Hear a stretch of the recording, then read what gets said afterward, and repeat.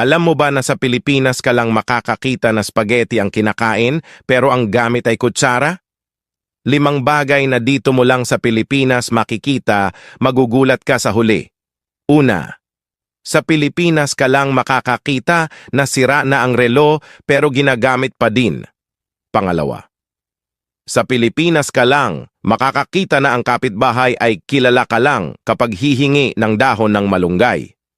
Pangatlo, sa Pilipinas ka lang makakakita ng sapatos na binibinyagan. Pang-apat, sa Pilipinas ka lang makakakita ng pagbukas mo ng ref ay may ice cream, pero tilapia ang laman.